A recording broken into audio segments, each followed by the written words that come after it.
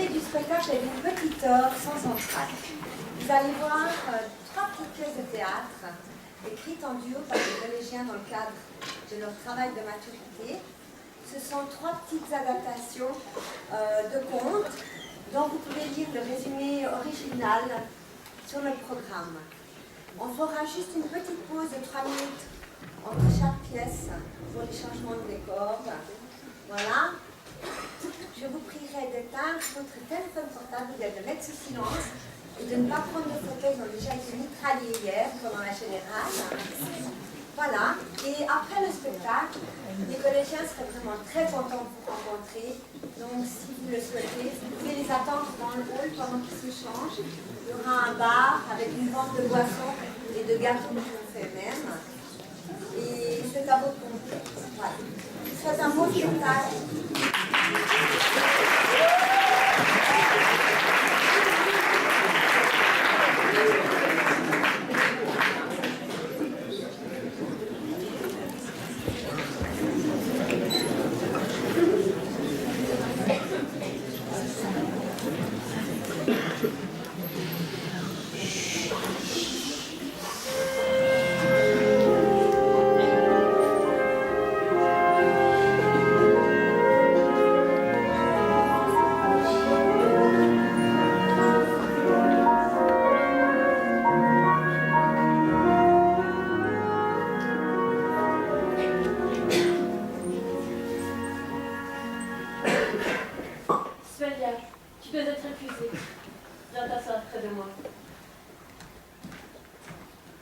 Ma nièce m'a appris qu'elle t'avait rencontré lors d'une de tes représentations. Toi et ta troupe, vous jouiez sur une place du quartier. Vous êtes de Paris? Non, nous ne sommes que de passage. Nous sillonnons les rues du pays depuis des années. Oh, vous avez dû voir tellement de belles choses. J'aimerais tant sortir d'ici, contempler les paysages, des couchers de soleil, des lacs, des forêts, les chants des grillons, s'endormir au clair de lune. Chaque jour, une nouvelle ville. La vie de bohème peut faire rêver, mais ce n'est pas facile de trouver tous les soirs de quoi manger et un endroit où dormir. Ce n'est pas dramatique en été, mais par ce froid, c'est un vrai supplice. J'ai fini par me fatiguer et j'ai quitté la troupe. Ça a été dur de m'en aller, mais j'ai eu la chance de rencontrer votre nièce qui m'a proposé de travailler pour vous. Ah, Violaine est un peu brusque, mais si gentille. Par contre, elle refuse de me laisser sortir de la maison. Elle dit que la ville est trop dangereuse, que les rues sont infestées de gens remplis de mauvaises intentions. Des prostituées, des voleurs, des alcooliques et des assassins. Surtout la nuit. Elle dit aussi que je suis trop faible à cause de mes os fragiles. Le moindre choc peut provoquer une fracture. Alors, je me contente de regarder le 16e arrondissement par mes fenêtres. Mais j'étouffe ici. Venez voir.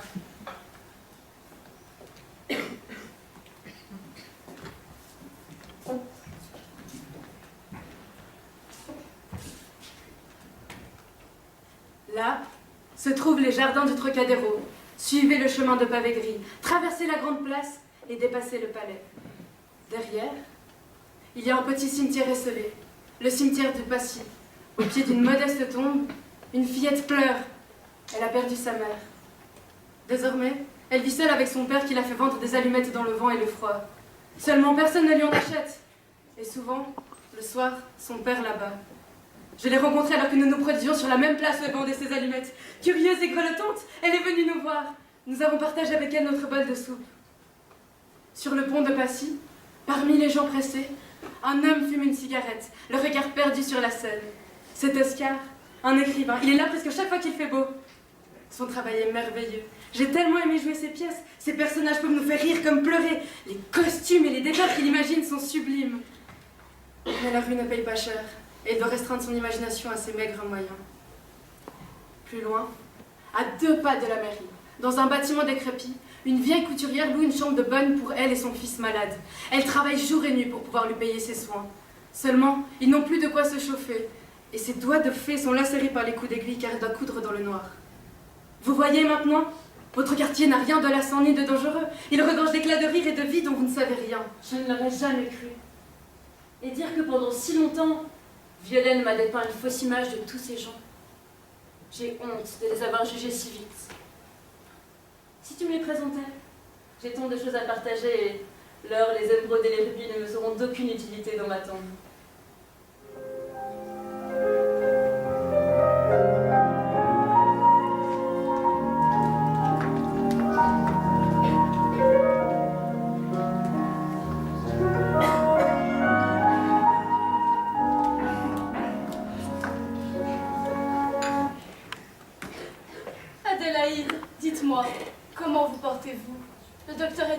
rendre visite. Oui, il y a quelques jours.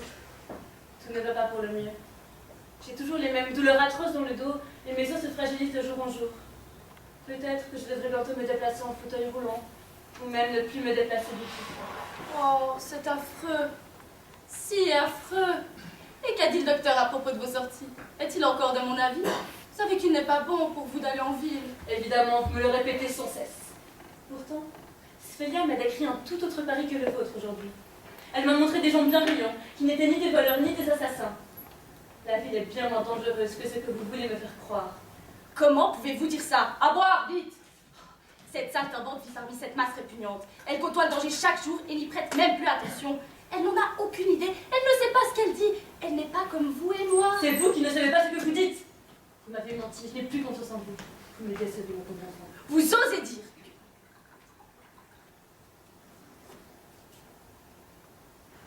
ton thé brûlant peut me tuer. Désolée, j'apporte de l'eau froide tout de Non, suite. reste ici, Sfelia. Elle attendra que son thé refroidisse.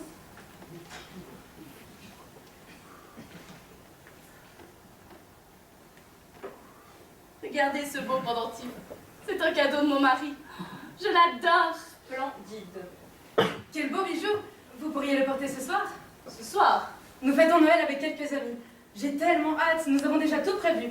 J'ai laissé les biscuits au four et il ne reste plus qu'à préparer le sapin et le thé. Je comptais vous en parler, mais je crois que vous ne vous sentirez pas à votre place. Nous invitons des gens du quartier. de toute façon, j'ai déjà prévu une fête avec les amis. Mais c'est une charmante idée. Vraiment charmante. Une idée qui va malgré tout vous coûter une fortune. Bien sûr, vous n'en savez rien. À part moi, vous ne recevez jamais personne. Je n'ai qu'à faire de l'argent que je dépense tant que c'est pour des personnes qui le méritent. C'en est assez de ces enfantillages. Je vais prendre l'air.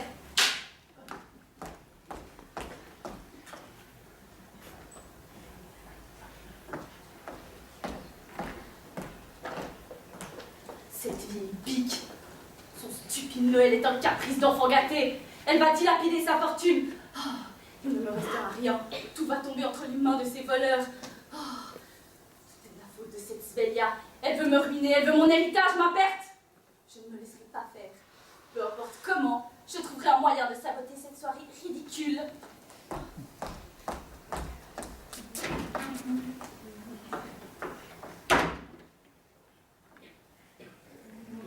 Dans la blanche neige, toute joyeuse sous le ciel, dans un imaginaire merveille, les cheminées chantent Noël.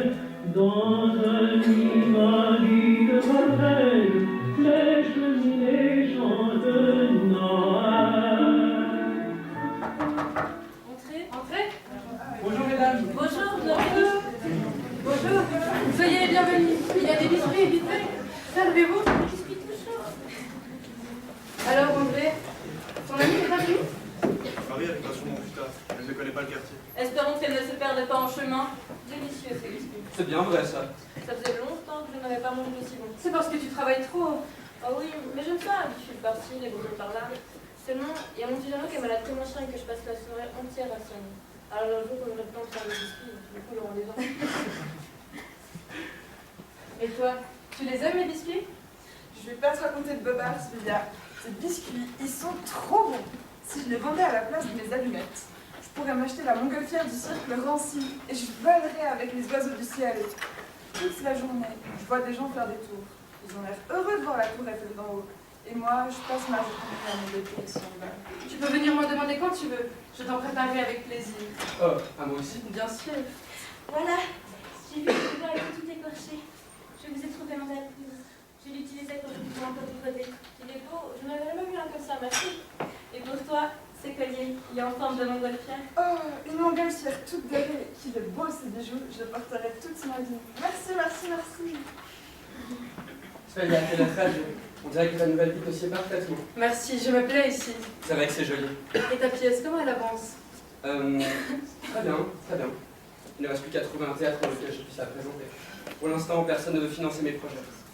Je veux dire que je les comprends. J'imagine des costumes de soie ou de velours, brodés d'or et d'argent, et des décors gigantesques.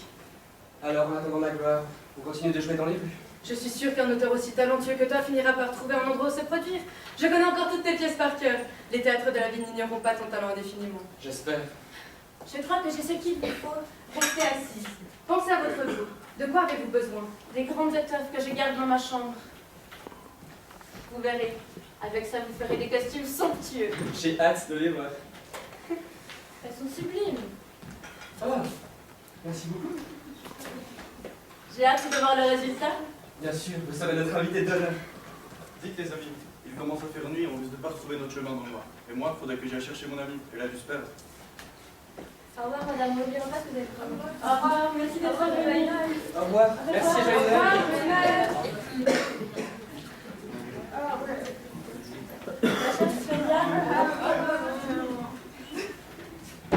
Sache que je ne t'ai pas oublié. J'ai aussi un petit quelque chose pour toi. C'est vrai? Oh, il est magnifique! Merci, merci, merci. Quant à moi, ça fait quelque temps que je brode ce mouchoir pour vous. J'avais peur de ne pas le finir à temps. Une hirondelle. C'est mon oiseau préféré. Quel talent. Les points sont si précis. Votre dos vous fait à nouveau souffrir? Atrocement. Je te prie de m'excuser. Il faut que j'aille me coucher.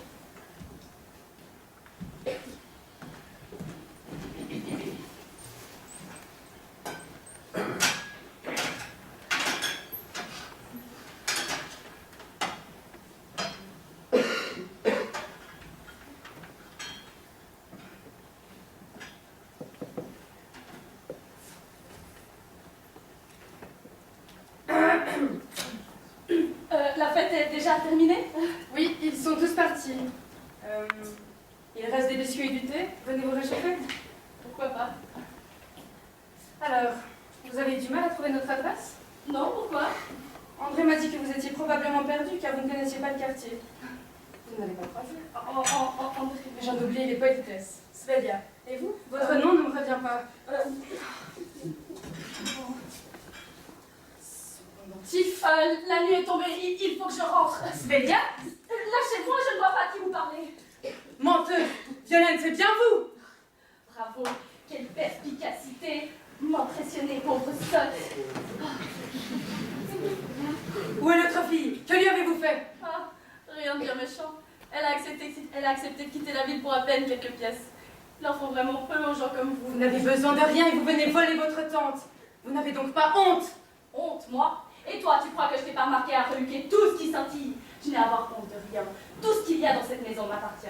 Ce canapé, cette table, ces chaises, ces porcelaines, cette argenterie, et même ce samovar. Tout est à moi. Tout. Cet héritage est à moi. Rien qu'à moi. À moi, à moi, à moi. Je le veux, je le mérite, et je l'aurai.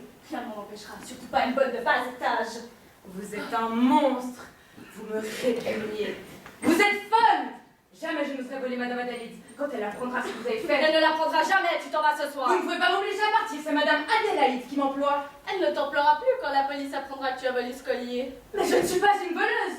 Ils ne vous croiront pas. Je leur raconterai toute la vérité. Je leur dirai que vous avez chassé une pauvre fille de la ville, que vous volez et manipulez votre tante, que vous essayez de me faire chanter. Petite insolente, si tu crois m'impressionner, si tu ne pars pas ce soir, ce sera ma parole contre la tienne. À ton avis, qui vont-ils croire? Une femme comme moi ou une pauvre saltimbanque ratée, une fille, une voleuse? Va-t'en pour la dernière fois. Tu n'as pas le choix, tu le sais. Va-t'en!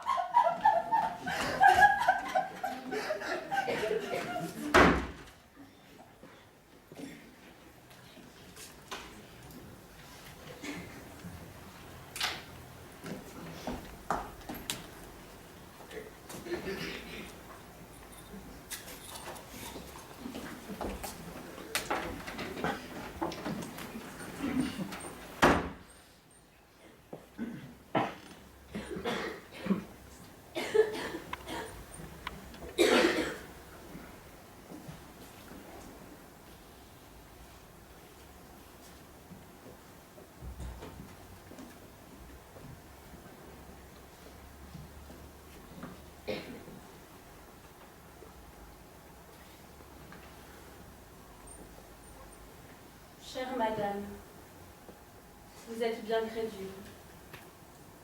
Je me suis présentée à vous comme une fille innocente et perdue.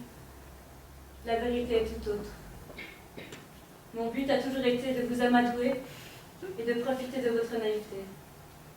Ces pauvres gens que vous pensez avoir aidés sont mes complices, et vous n'êtes pas notre première victime. Nous attirons la sympathie de vieilles femmes seules, comme vous, et nous les dépouillons avant de nous enfuir.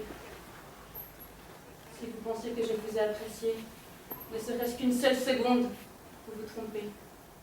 Je n'ai que du mépris pour les gens comme vous. Vous venez au monde dans la richesse et grandissez dans le luxe. Vous tenez des festins gargantuesques. Vous vous rendez à l'opéra, vous paradez avec vos châles, vos robes et vos bijoux. Vous naissez avec le monde à vos pieds. Pauvre de vous. Dans votre bêtise, vous pensiez pouvoir acheter une vie de privilège en offrant quelques breloques aux démunis de votre quartier. Si vous saviez à quel point vous avez tort, vous êtes pathétique. Oubliez-moi, je suis déjà moi. Vous ne me reverrez jamais. Svellia.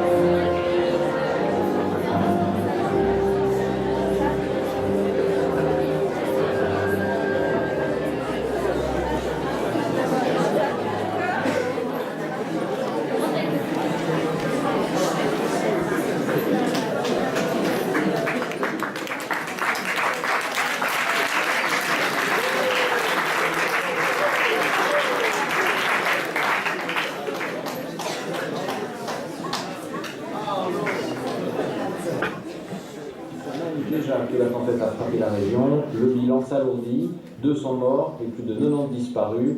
Nous retrouverons notre correspondant John à Atlanta pour nous informer de la situation. Notre invitée de ce soir, Melissa Anfenhauser, est une experte en diététique. Elle nous expliquera comment se débarrasser de nos mauvaises habitudes alimentaires. Mais d'abord, Atlanta, où la tempête sévit toujours. Bonsoir John, vous nous entendez ? Oui, Chris, la situation ici est pour le moins catastrophique ces derniers jours. Le vent a atteint hier un record, 359 km/h. Vous pouvez sûrement l'entendre, ça souffle pas mal ici. La tempête a détruit de nombreux bâtiments ainsi que le parc public du centre-ville. Les bénévoles sont toujours courageusement à la recherche des 94 personnes disparues. Dans ces conditions, on compte jusqu'à maintenant 200 personnes décédées. C'est absolument désastreux et le bilan ne cesse d'augmenter. Suite à l'effondrement de l'entreprise agroalimentaire, on compte quelques centaines de blessés et pas moins de 2000 personnes se retrouvent actuellement sans emploi. C'est un véritable choc au niveau économique et social.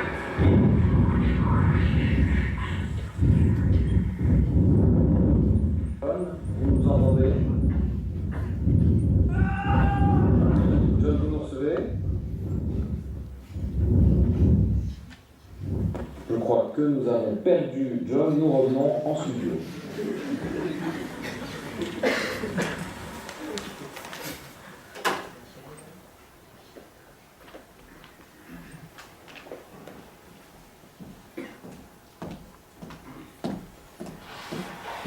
Tiens, mon cœur. Merci, c'est quoi? Rien. Bon appétit. Et comment s'est passée ta journée? Ouais, tu sais très bien, la routine. M'occuper de tes enfants, manger, cuisiner de l'air. Par contre, je me suis acheté une nouvelle robe. Encore? C'est la 3e la semaine. Comment tu fais? J'ai vendu la vieille bague de ta grand-mère. Elle prenait la poussière. Et j'ai pris un peu dans la réserve. T'es pas sérieuse, on est le 9. Il nous reste juste assez pour payer le plombier. Déjà fait. Et avec quel argent? Devine. Peu importe, j'ai même pas envie de savoir. T'as entendu? 2000 personnes se retrouvent sans emploi. Et j'en fais partie. Tu ferais mieux de revendre ta robe. Non, tu ferais mieux de te trouver un job stable et à l'abri des tempêtes. J'en ai un de job. Il est juste provisoire. Ah bon? Bravo, Paul, c'est nouveau. Enfin, c'est quoi au juste? Du bénévolat. Un job? Tu comprends pas dans le job? Bah, je sauve des gens. Mais je les plains. Non, mais sérieusement. Ça me court. Qui croirait qu'un bénévole honnête et dévoué à la population du jour puisse dealer la nuit? Personne. Non, mais arrête tes conneries. C'est des dépannages pour arrondir les fins de mois. Je le fais pour toi et les enfants, pas pour le plaisir. Bravo, Paul, mais regarde mon assiette, c'est pas ça qui va me remplir mon estomac. Écoute, il est 21h, il y a Sully qui doit passer. Et ça va durer combien de temps ces magouilles? Tu ferais mieux de trouver un boulot sûr et légal avant qu'on ne démarre ta superbe stratégie. Bah, je crois que c'est simple de trouver un boulot, qu'est-ce qui s'est passé? Arrête de faire la victime, si tu t'étais bougé un peu, tu l'aurais déjà ton job.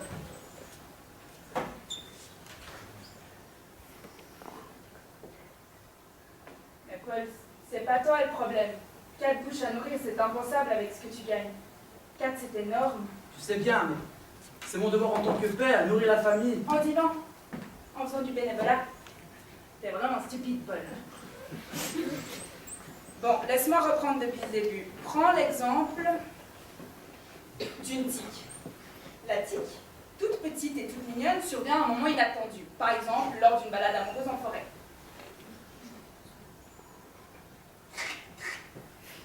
Elle te repère et elle te saute dessus. Elle grandit, grossit à tes dépens, mais elle a l'air inoffensive et au fil du temps, tu t'attaches à elle. Et un jour, t'en veux même une deuxième. Tu leur tends la main, elles te prennent le bras. Mais c'est tes tiques chérie. Et elles en veulent toujours plus. Tu continues à leur donner, mais elles te suceront le sang jusqu'à la dernière goutte, et bientôt il ne te restera plus rien, jusqu'à en devenir malade.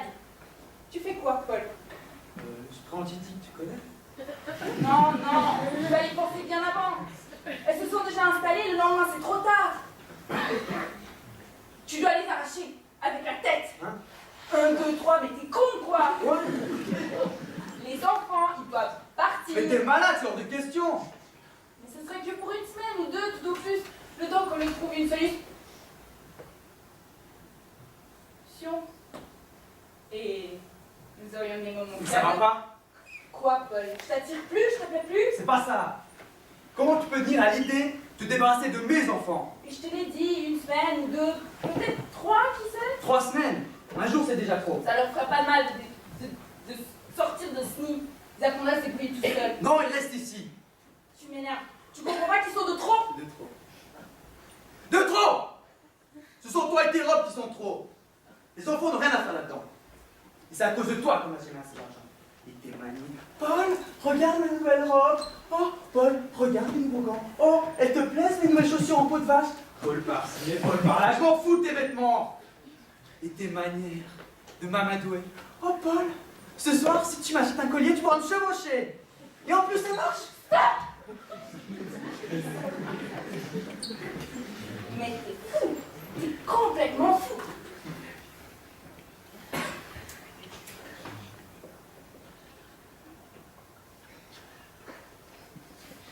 M'en fous.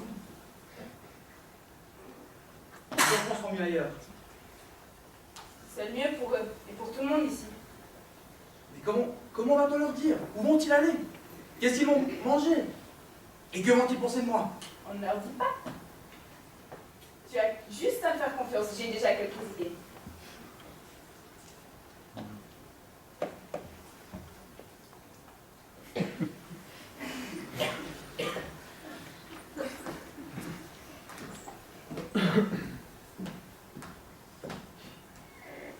Bonsoir. Bon, c'est quoi ces quelques idées? J'ai pensé les envoyer chercher des briques pour reconstruire le mur entre la cuisine et les toilettes. C'est beaucoup trop lourd pour eux. J'irai une autre fois en voiture. Tu peux pas les abattre entre la route. Je peux très bien attendre quelques jours. Non, justement, écoute-moi. On les laisse aller à pied chercher des briques. Ils font même pas 100 mètres avec une brique dans chaque main. En plus, des intempéries ont été annoncées. Ils se perdraient sûrement en route, donc le paysan les accueillera. Ne t'inquiète pas, il est très sympa. J'ai déjà eu l'occasion de parler avec lui. Tu vois comme je me soucie de tes enfants. Le paysan est mort. Sa grange lui est tombée dessus. Ah, mince. Mais c'est parfait. Ils iraient chez lui, chargeraient les briques dans la brouette et se remettraient en route. Non, non. Ça ne vaut pas la peine. Il ne partirait que pour quelques heures. Ah, sur le chemin, il y a un pont en bois endommagé par la tempête. Il va se rompre sous leur poids. Le courant les ramènera à la berge devant la grange du Mais paysan. Hendrik nage très bien. Mais il sera tard, ils auront froid. Donc le paysan les accueillera. Ne t'inquiète pas, il est très sympa. J'ai déjà eu l'occasion de parler avec lui. Tu vois comme je me soucie de tes enfants. Je viens de te le dire. Il est mort. Ah mince. Il dormira chez lui et se remettra en route le lendemain. Ils vont pas dormir sous un tas de paille et de briques. Pourquoi ne sont-elles pas assez confortables pour tes petits précieux? Non. Bon, très bien. Et les matelas qui sont à la cave? Quoi, les matelas qui sont à la cave? Oui, les matelas qui sont à la cave. Et ben quoi, les matelas qui sont à la cave? Les enfants pourront dormir sur les matelas qui sont à la cave. Vu que le toit est tombé et que ça a endommagé leur chambre, tu pourrais dire que tu la répares. Je suis tombé que du côté de la salle à manger. Mais tu n'as qu'à prétendre. Mais j'ai pas envie de le réparer. Ça me tue. Qui est-ce qui va le faire? Pas moi en tout cas. Ah bah oui, c'est vrai. Et pourquoi la cave? Parce que les matelas sont à la cave. C'est quand même plus confortable que de la paille et il fait relativement chaud. Tu vois comme je me soucie de tes enfants? Et surtout, les intempéries. Le soir, on les enferme, la cave se transforme en piscine, et tu connais la suite? On ne veut pas les tuer. C'est la pluie, c'est pas nous. La pluie ou nous, le résultat est le même. Tu fais chier, t'es jamais content. Propose un truc alors. Comment est-ce que tu ferais pour te débarrasser de tes enfants? Comment pourrais-je me débarrasser de mes enfants? Et si on partait en vacances, sans eux, et on n'en revient plus jamais? Ah bah voilà quand tu veux, Paul. C'est une super bonne idée. Ça nous changerait d'air. Oui, on laisserait tout en ruine. La maison, les enfants, on se tire. Ça nous fera tellement du bien de laisser les problèmes là où ils sont. On y est allé. Peu importe, un endroit qui nous changerait d'air. La Suisse, Magnifique pays. Les banques, le fromage, les montres, le chocolat, l'argent. beaucoup d'argent. Et nous, on n'a pas d'argent. On braque une banque, Non, trop risqué. on les vend, Non, on les brûle. t'es pas net.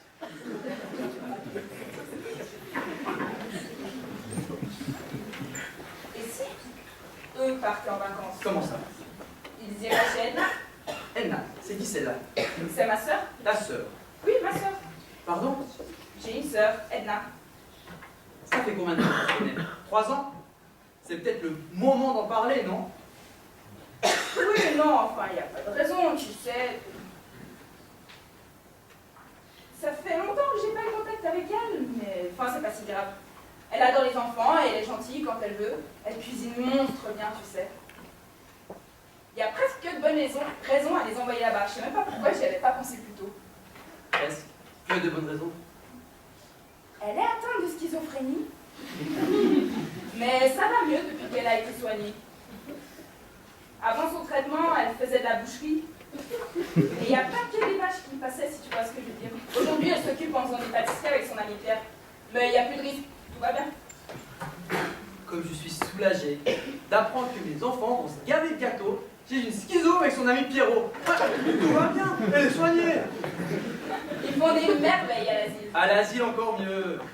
Écoute, Edna est notre meilleure solution. Elle est barge, mais elle est gentille quand elle veut. Hendrik et Gabi n'iront pas chez Et elle. tu proposes quoi alors? Rien du tout, elle reste ici. Il faut se débarrasser des enfants. Si ça continue, c'est de toi dont on va se débarrasser. Oh Paul,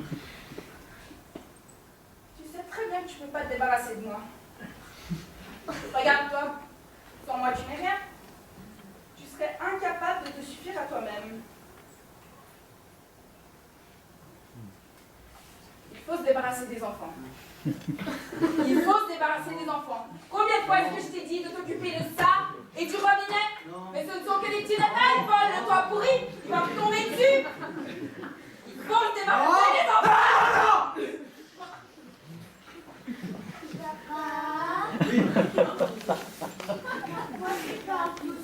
Papa est occupé. Ne t'entends pas. C'est ce qu'on va voir.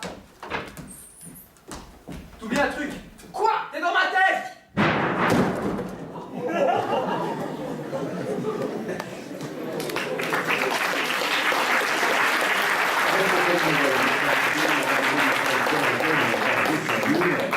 Deux mauvaises habitudes quotidiennes. Bonsoir. Bonsoir. Madame Fonotin, expliquez-nous pourquoi vous avez choisi cette profession. Alors, lorsque j'étais jeune, j'avais la très mauvaise habitude de manger beaucoup trop de friandises. De chips, des bonbons, des biscuits. Enfin, vous voyez le genre. Au point que ma mère devait compter les paquets de friandises avant moi. Je savais que j'étais différente des autres. Beaucoup d'élèves se moquaient de moi, me lançaient des regards désapprobateurs. Mais je n'y prêtais pas vraiment attention, jusqu'au jour où ma mère me l'a fait savoir. Elle m'a dit « Tu es grosse, Mélissandre ». Et là, j'ai réagi. Et depuis ce jour, Depuis ce jour, donc.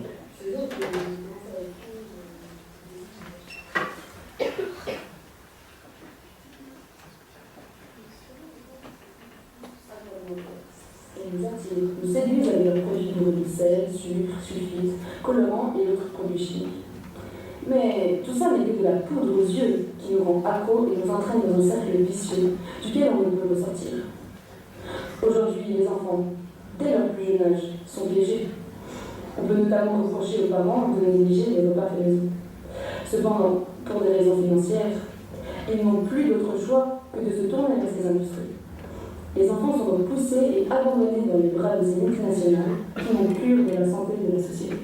Au fond, pourrait-on parler d'un syndrome Hansel et Gretel?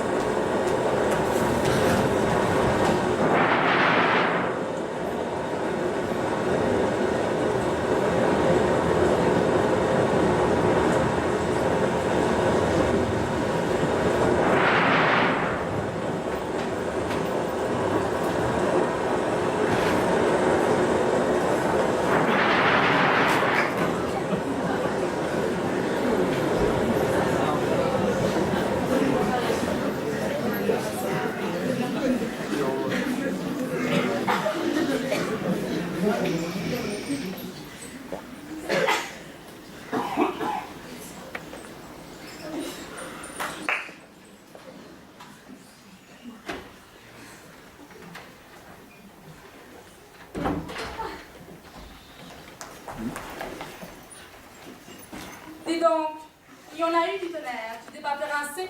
Non, non. Il pleuvait pas? Si. Et t'as fait quoi de ton parapluie?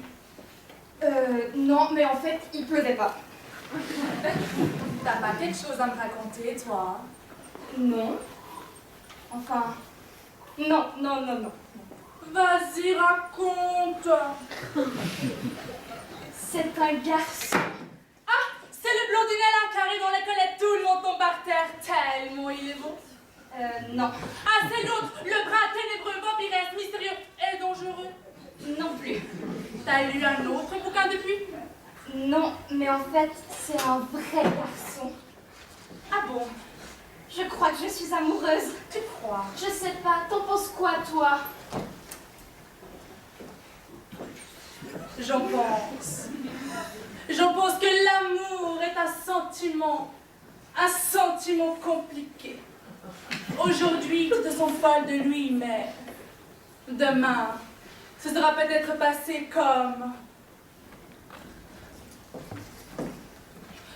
un rhume. Mais si ça te tracasse autant, arrête d'y penser, ça va partir tout seul.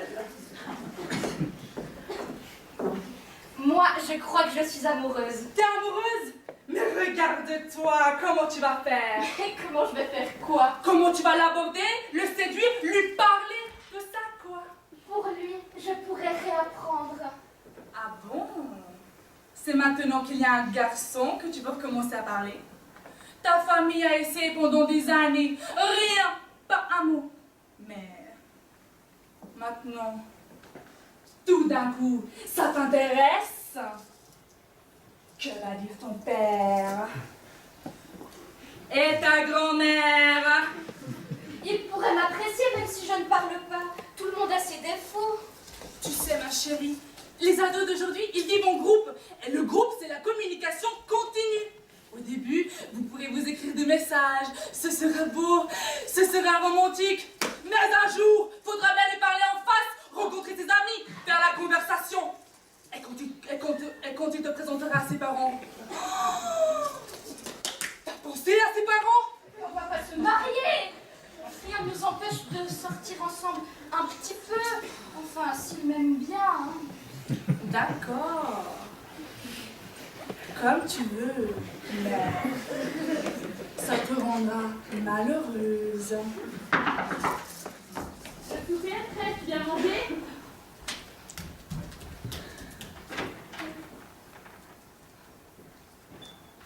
Tu es malade? Tu as de la fièvre? Tu as eu une grosse journée à l'école. Quelqu'un t'a embêté. Tu t'es fait gronder.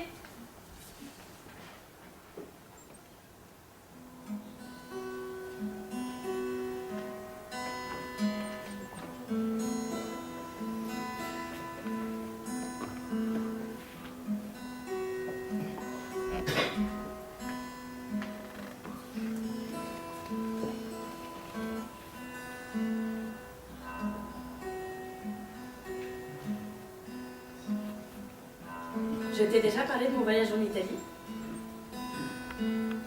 J'avais ton âge. C'était la première fois que je partais loin de la maison, et ils sont mes parents. J'étais dans un petit village au bord de la mer avec des copines. Nous passions nos journées à nous travailler à travers les ruelles à bicyclette. Un jour, j'ai fait tomber un cajot de légumes avec mon bidon. Oh, le jeune commerçant était furieux. Et les tomates tout drôles qui dévalaient la rue. Il y en avait partout. Les copines ont pris la fuite en riant et je les ai suivies, ça. Et c'est là que j'ai rencontré mon premier amour. Oh bah fallait suivre, hein.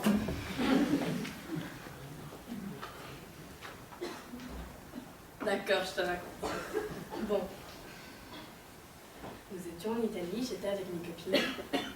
Et comme c'était notre dernier soir, nous nous sommes organisés une petite folie. Nous sommes allés à une fête sur la plage.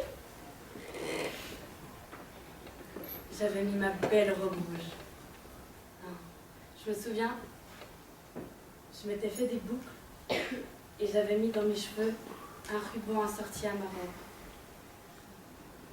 L'air était si doux. On entendait les cigales chanter. Nous sommes arrivés. J'ai déposé mon châle. Je me suis tournée vers le bar. Et devine qui je vois? Le commerçant automate qui roule!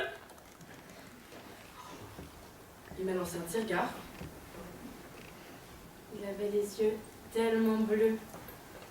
Oh, j'étais gênée, hein. Je pensais fuir à nouveau. Mais tu sais pas. Il m'a pris la main. Et il m'a invité à danser.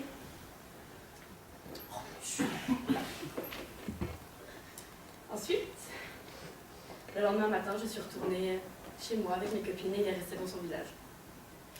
Bah oui, c'est tout. Je te charrie. Nous nous sommes écrits pendant des années. Oh, tu sais, on finit par grandir et j'ai rencontré ton grand-père. Non, mais non, ne sois pas triste. Tu sais, l'important, ce n'est pas la fin d'une histoire, mais l'expérience de tout son déroulement et les souvenirs qu'on en garde. Bon, tu n'as toujours pas faim? Non? Eh bien, dans ce cas, venez. Fais de doux rêves.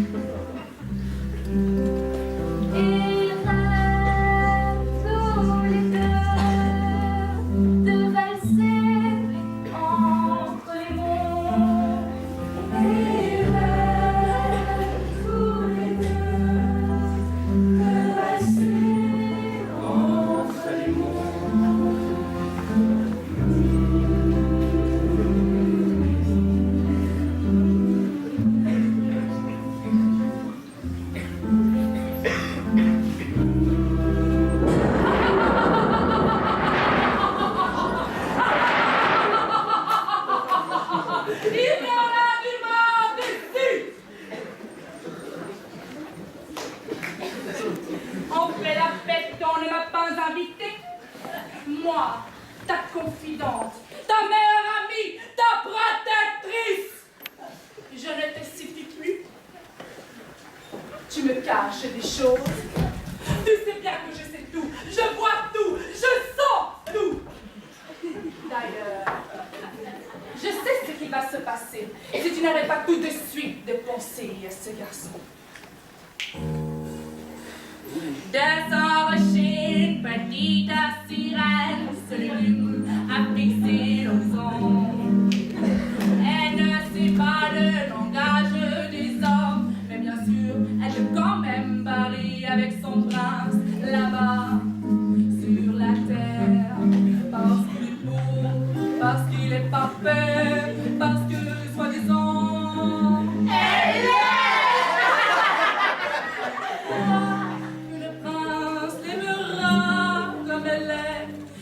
La comprendra malgré son silence, qu'ils se parleront avec les yeux.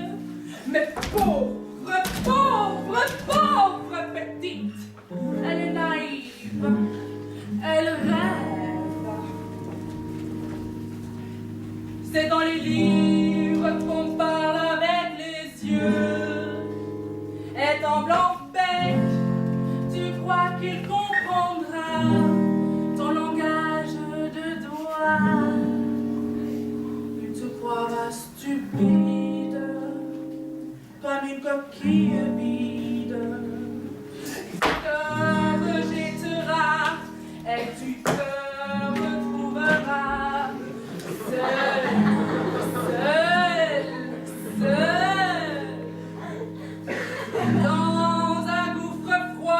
Dans la noirceur des profondeurs. Écoute-moi! Renonce à ton caprice. Viens avec moi! Tu ne souffriras pas. Viens! Viens! Viens!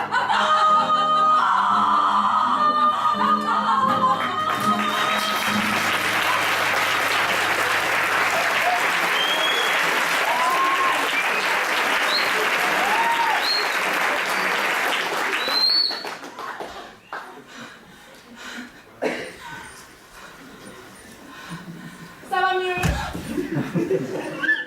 Tu as brisé mon rêve, comme tu as brisé le mien. Mais c'est de mes rêves qu'il s'agit. Mais qu'est-ce que tu fais là?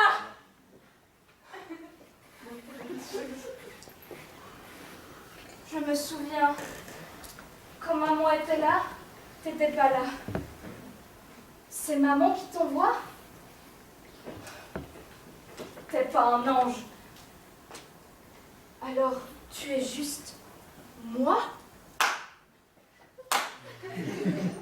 Bravo! Je suis toi, je suis dans ta tête. Et alors, tu vas faire quoi? Mais pourquoi tu es dans ma tête? Je n'ai pas besoin de toi. Ah, tu n'as pas besoin de moi. Non, et je vais te le prouver. Chérie, il y a un jeune homme qui veut te rendre quelque chose. Est-ce qu'il peut entrer?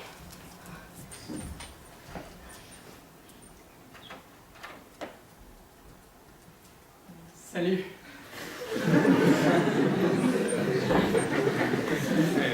Je suis venu te rapporter ton parapluie. Oh, merci en fait. Tu m'as sauvé la vie. Oh, pardon.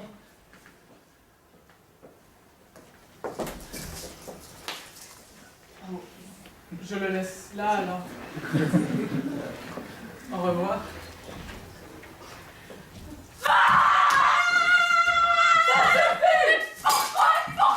Pourquoi? Arrête tout ce que j'ai fait pour toi, simplement comme ça. Tu vas où? Je te parle. Je n'ai plus envie de t'écouter. Laisse-moi. Comment ça, tu n'as plus envie de m'écouter? J'ai fait mon deuil, je veux grandir. Tu as complètement perdu la tête. Je veux prendre le risque de vivre sans moi. J'ai besoin de vrais amis maintenant. Non, mais tu t'entends parler, tu me brises le cœur. Tu n'as pas de cœur. J'ai un cœur, je te l'avais donné. C'est faux, par contre, mon cœur à moi qui t'en est bien servi. Et je compte bien le garder. Tu es un monstre. Mais qui l'a créé, ce monstre? Lâche-moi! C'est qui le monstre? Attends! C'est moi ou c'est toi? Disparais! Je refuse que tu sois moi! Je refuse que tu sois moi! Je ne serai plus toi!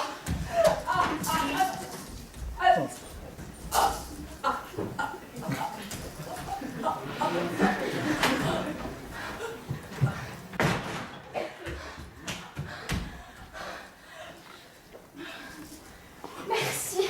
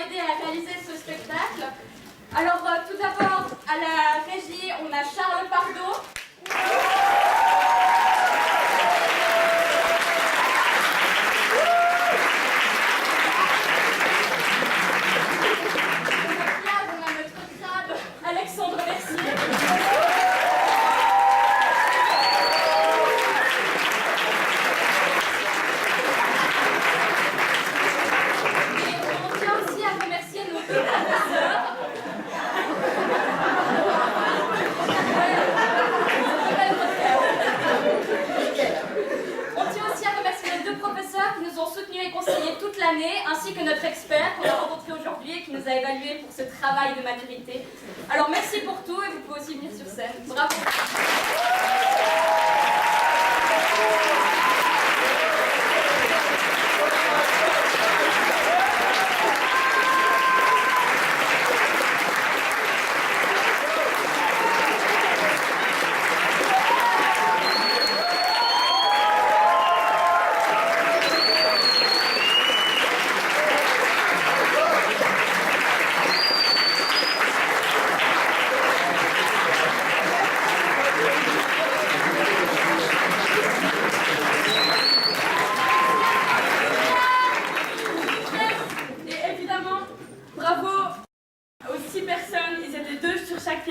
Donc les 6, si vous pouvez venir devant.